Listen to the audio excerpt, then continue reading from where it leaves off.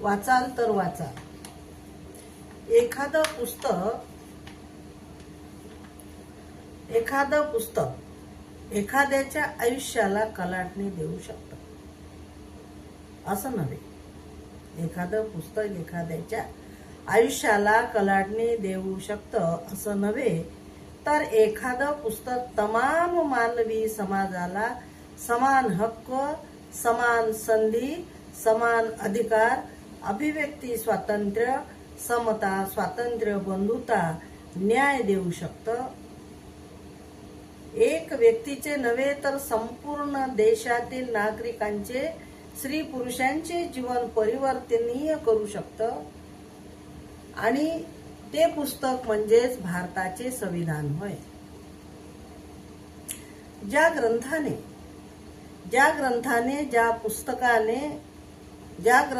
ज्या पुस्तकाचे निर्माते, शिल्पकार, परमपूजनीय महामानव, विश्वरत्न, भारताचे पहिले कायदे मंत्री, महामानव डॉक्टर बाबासाहेब आंबेडकर आहेत.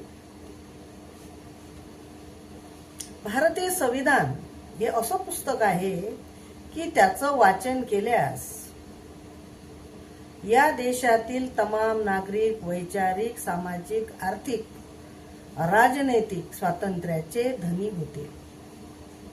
भारतीय संविधानाचे वाचन न झाल्याने आजही या संगणक युगात शिकलेले स्त्री पुरुष अज्ञानी आहेत व कुणाचे ना कुणाचे तरी मानसिक गुलाम बनलेले आहेत. ते परंपरावादाचे गुलाम आहेत, अंधभक्तीचे गुलाम आहेत, देवी देवतेचे दैवतीकरणाचे गुलाम आहेत. बुरसटलेल्या विषम विचाराने ते आजही मनुस्मृतीच्या नियमांचे गुलाम आहेत.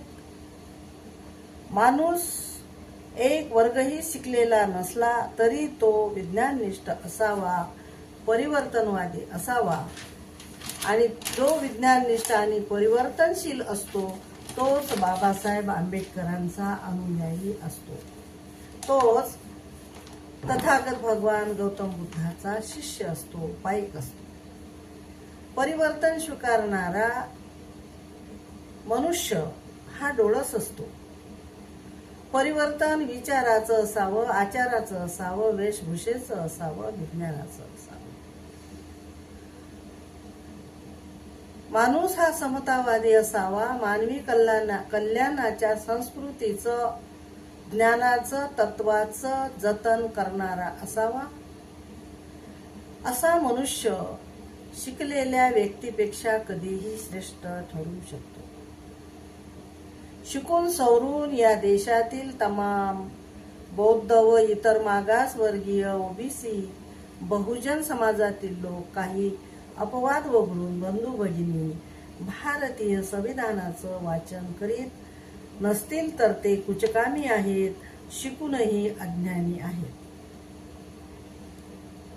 माणूस जसा सकाळ, दुपार, संध्याकाळ नियमाने जीवन जगण्यासाठी सकस आहाराचे सेवन करतो, तसेच प्रत्येक भारतीय नागरिकाने भारतीय संविधानासह इतर पुस्तकं दर दिवशी कोणत्या ना कोणत्या वेळेला नित्य नियमाने वाचावे हे ठरवावे.